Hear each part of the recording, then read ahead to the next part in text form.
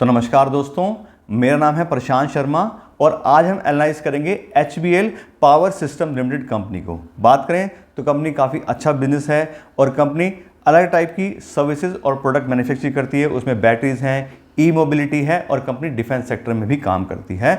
और आज की इस वीडियो में इसी कंपनी का हम फंडामेंटल एनालिसिस करेंगे और डिटेल में हम कंपनी का फंडामेंटल एनालिसिस करेंगे। सबसे पहले कंपनी का पूरा बिजनेस प्रोफाइल चेक करेंगे, उसके साथ साथ हम कंपनी के पिछले 5 साल के फाइनेंशियल्स भी चेक करेंगे जिसमें कंपनी के रिवेन्यू और प्रॉफिट्स के बारे में अच्छे से नॉलेज मिल सके। और लास्ट में हम कंपनी की वैल्यूएशन करेंगे जिससे हमें ये पता लग सके कि आज की कंपनी का जो मार्केट का शेयर प्राइस चल रहा है वो उसकी अर्निंग के हिसाब से हमें सस्ते शेयर मिले या फिर महंगे शेयर मिले। यानी कि अगर हम आज की डेट में अपना पैसा इस कंपनी इन्वेस्ट करना चाह रहे हैं तो क्या ये सही समय अपना पैसा इन्वेस्ट करने के लिए या फिर हमें वेट करनी चाहिए। दूसरी बात आपको एक और बता दें, ये जो वीडियो है हम अपने सब्सक्राइबर्स की डिमांड पे बना रहे हैं और अगर आप भी चाहते हैं हम आपके लिए किसी कंपनी का फंडामेंटल एनालिसिस करें तो हमारे वीडियो के कमेंट बॉक्स में आप उस कंपनी का नाम लिख सकते हैं और हम कोशिश करेंगे कि जल्द से जल्द वीडियो बना के आपको उसके बारे में इन्फॉर्मेशन दे दें। और अब हम बात करते हैं अपनी company HBL power system limited के बारे में। बात करें तो कंपनी मेनली 3 बिजनेस वर्टिकल्स में काम करती है। पहला है बैटरीज, दूसरा इलेक्ट्रॉनिक्स और डिफेंस सेक्टर। इन 3 वर्टिकल्स में कंपनी मेनली काम करती है। बात करें कंपनी के बैटरीज के बिजनेस की तो यहाँ से कंपनी को 64% बनाता है और बहुत सारी अलग अलग इंडस्ट्रीज के लिए कंपनी बैटरीज बनाती है। उसमें टेलीकॉम है, टावर्स के जो बैटरीज बनती हैं वो हैं और बहुत सारी जनरल इंडस्ट्रीज में यूज होने वाली बैटरीज कंपनी बनाती है। बात करें तो ओनली इंडियन प्लेयर है मार्केट के अंदर जो कि high powered pure lead thin plate battery बनाती है, यानी कि PLT बैटरीज बनाने की इकलौती कंपनी है इंडिया के अंदर। तो कंपनी काफ़ी अच्छा मार्केट होल्ड करती है। फिर बात करें दूसरी तो world second largest manufacturer of निकल कैडमियम बैटरीज। निकल कैडमियम बैटरी बनाने की पूरे वर्ल्ड की दूसरी सबसे बड़ी कंपनी है। तो कंपनी बैटरीज के मामले काफ़ी अच्छा होल्ड मार्केट में रखती है। फिर बात करें हमने इलेक्ट्रॉनिक्स के बिजनेस की तो यहाँ से कंपनी को 10% होता है और कंपनी इसमें भी काफ़ी यूनिक बिजनेस होल्ड करती है। इस कंपनी ने इंडियन रेलवे को TCAS के नाम से एक सिस्टम बना के दिया है जिसका नाम है ट्रेन कोलिजन अवॉइडेंस सिस्टम। यानी कि जो एक्सीडेंट वगैरह होते हैं उनको अवॉइड करने के लिए कंपनी ने पूरा इलेक्ट्रॉनिक सिस्टम जो है वो इंडियन रेलवे को बना के दिया है और कंपनी को काफ़ी अच्छे ऑर्डर्स मिले हैं कंपनी को रेलवे से और काफ़ी अच्छा बिजनेस इस सेगमेंट में कंपनी कर रही है। और दूसरा कंपनी ने जो रेलवे को सिस्टम बना के दिया वो है ट्रेन मैनेजमेंट सिस्टम। इसके अंदर बात करें तो पहली कंपनी है प्राइवेट सेक्टर की जिसने ये सर्विस इंडियन रेलवे को दी हैं और इस सिस्टम के थ्रू जो ट्रेन के ट्रैक्स हैं उनको काफ़ी अच्छे से अपने यूटिलाइजेशन कर पा रहे हैं। इंडियन रेलवे की कौन सा ट्रैक खाली है, कहाँ पे हम ट्रेन को भेज सकते हैं, वो सारी चीज़ें TMS के थ्रू यहाँ पे देखें तो इंडियन रेलवे उसको मैनेज करता है। तीसरा कंपनी का जो सेक्टर है वो है डिफेंस सेक्टर। यहाँ से कंपनी को 24% होता है और कंपनी की डिफेंस सेक्टर में काफ़ी अच्छी पकड़ है। बात करें तो एक लीडिंग सप्लायर है बैटरीज का। बहुत सारी अलग अलग डिफेंस एप्लीकेशंस में जो बैटरीज यूज़ होती हैं, कौन कौन सी एप्लीकेशन, जैसे कि फाइटर एयरक्राफ्ट्स हैं, ड्रोन्स हैं, सबमरीन, टॉर्पीडो, टैंक्स, मिसाइल्स, इसके अंदर जो बैटरीज यूज़ होती हैं वो ज़्यादातर इसी कंपनी से सप्लाई नहीं। HBL पावर सिस्टम जो है वो डिफेंस के लिए बैटरीज डेवलप करते हैं उनकी रिक्वायरमेंट के हिसाब से और वहाँ पे वो सेल करते हैं। उसके अलावा बात करें कंपनी के फ्यूचर की तो कंपनी अभी लिथियम इॉन बैटरीज बनाना चाह रही है जो कि डिफेंस सेक्टर के हिसाब से बनाएगी। तो कंपनी ऑलरेडी उसके ऊपर रिसर्च एंड डेवलपमेंट काम कर रही है। फिर बात करें कंपनी की मैन्युफैक्चरिंग फैसिलिटीज़ की तो कंपनी में 5 प्लांट हैं तेलंगाना और आंध्र प्रदेश में और काफ़ी अच्छा कंपनी है वहाँ पे मैन्युफैक्चरिंग की बात करें तो कैपेसिटीज़ भी हैं। फिर बात करें कंपनी के एक्सपोर्ट्स की तो कंपनी इंडिया के अलावा अमेरिका, यूरोप, मिडिल ईस्ट की कंपनीज में अपनी सब्सिडीज कंपनी के थ्रू एक्सपोर्ट भी करती है और लगभग 18% के आसपास कंपनी का रेवेन्यू एक्सपोर्ट से भी आता है। इसके अलावा बात करें कंपनी के शेयर होल्डिंग पैटर्न की, किन किन लोगों ने अपना पैसा इस कंपनी इन्वेस्ट किया हुआ है तो प्रमोटर्स के पास में कंपनी 59% शेयर हैं, FIs के पास में 5% हैं, DIs के पास में 0.7% हैं और पब्लिक के पास में 35% है। बात करें FIs और DIs का टोटल 5.7%, यानी कि बहुत ज़्यादा इन्वेस्टमेंट FIs और DIs ने अपना इस कंपनी में नहीं किया हुआ है।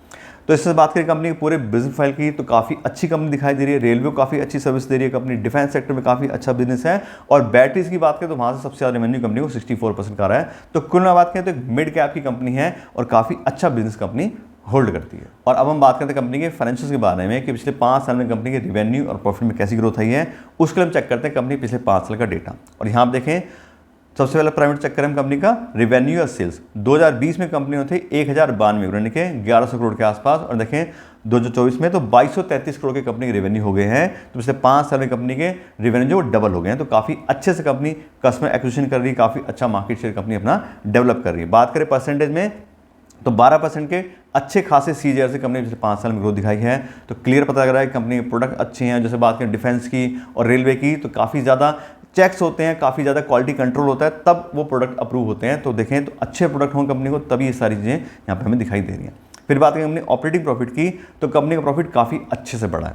7% का ऑपरेटिंग प्रॉफिट था 2020-2021 में, फिर 2024 में आ गया 19% का। बहुत ही अच्छे से कंपनी ने अपने ऑपरेटिंग प्रॉफिट को भी इंप्रूव करा है। उसके बाद नेट प्रॉफिट की, तो 26 करोड़ का प्रॉफिट था 2020 में, और 2024 की बात करें तो 280 करोड़, यानी कि लगभग देखें तो 10 गुना प्रॉफिट हो गया पिछले 5 साल में। तो काफ़ी अच्छी ग्रोथ कंपनी के प्रॉफिट और रेवेन्यू दोनों में दिखाई दे रही है। ऐसी बात करें कंपनी फ्री कैश फ्लो की, तो पिछले 5 साल से लगातार company free cash flow manage कर रही है। सिर्फ 2022 में नेगेटिव फ्री कैश फ्लो गया है, अदरवाइज बाकी सारे 4 साल में अच्छे से company free cash flow hold करेगा। फ्री कैश फ्लो अच्छे होने से क्या मतलब है कि कंपनी जो भी पैसा कमाती है उसको कैश में कन्वर्ट कर पा रही है, उसको अपने पास रख पा रही है। क्योंकि हम बात करें तो फ्री कैश फ्लो की असली कमाई होती है एक बिजनेस की, जिसको एक ओनर या बिजनेस का जो बात करें तो इन्वेस्टर है वो उसको अपने घर लेके जा सकता है। क्योंकि नेट प्रॉफिट में क्या होता है कि सारा पैसा ओनर का नहीं होता, उसको पैसे को अगर जरूरत पड़ती है तो री इन्वेस्ट करना पड़ता है। लेकिन यहाँ देखें तो company free cash flow hold कर रही है, यानी कि कंपनी फ्रीली पैसा अवेलेबल है, तो अच्छी कंपनी है। ये हमें और स्ट्रॉन्ग चीज़ यहाँ पर दिखाई दे रही है। फिर बात करें कंपनी के डिविडेंड पेमेंट की, तो कंपनी थोड़ा बहुत डिविडेंड पेमेंट करती है, 13%, फिर 30%, 32% दिया है, 71% मैक्सिमम दिया है, तो थोड़ा बहुत कंपनी डिविडेंड पेमेंट करती है। बहुत ज़्यादा हाई डिविडेंड पेमेंट करने वाली कंपनी नहीं है। ऐसी बात करें डेट बाय इक्विटी रेशियो की, तो 0.06, लगभग जीरो के पास ही कंपनी का डेट है।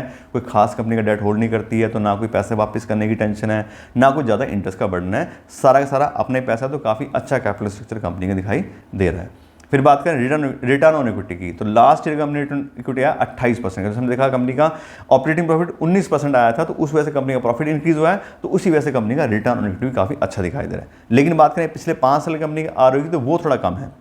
पिछले 5 साल की एवरेज आ रही है 12% की, जबकि 15% से ज़्यादा किसी कंपनी का आ रही हो तो उसको काफ़ी अच्छा मानते हैं। तो लास्ट ईयर का अच्छा है, कोशिश है, मतलब उम्मीद है कि हो सकता है आने वाले सालों में कंपनी और अच्छे से इसको इंप्रूव करेगी, तो 5 साल का एवरेज भी इंक्रीज हो जाएगा।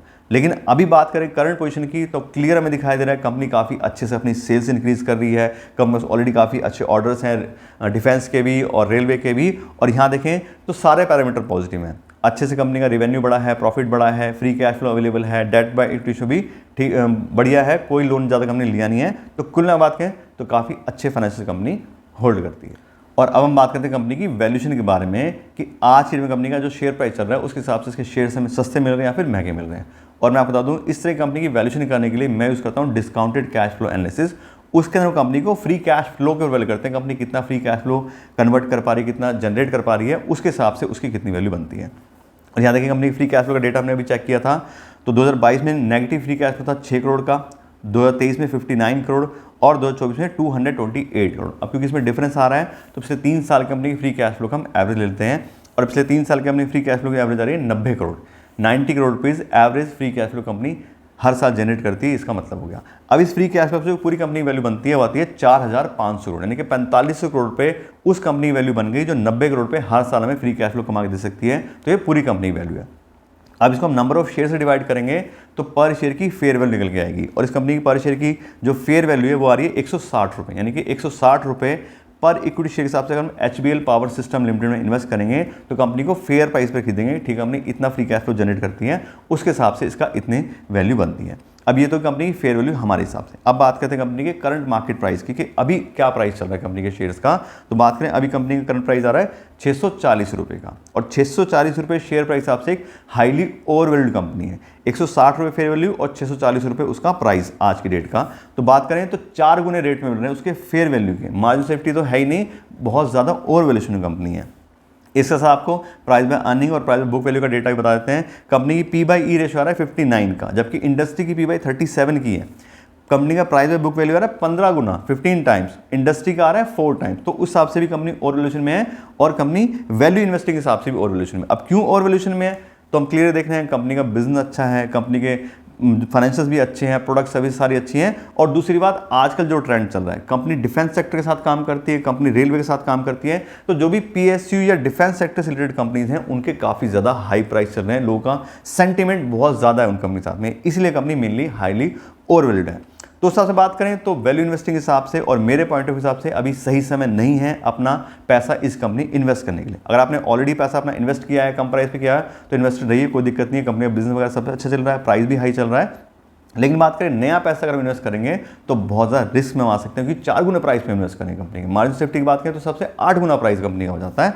तो कुल मिला बात करें तो अगर इसी कंपनी में आप इन्वेस्ट करना चाह रहे हैं तो आपको वेट करना चाहिए, प्राइस करेक्शन हो तभी इसमें आप एंट्री लें तो ज़्यादा अच्छा रहेगा। दूसरी बात, अगर आपको लगता है कि नहीं ये प्राइस ठीक है या और ज़्यादा बढ़ सकता है कुछ है, तो आप अपने हिसाब से अपनी रिसर्च कीजिए और फिर आप डिसाइड कीजिए हम कम से इन्वेस्ट करना नहीं करना है। लेकिन हमारा जो पॉइंट ऑफ व्यू है वो हमने आपको अच्छे से बता दिया है।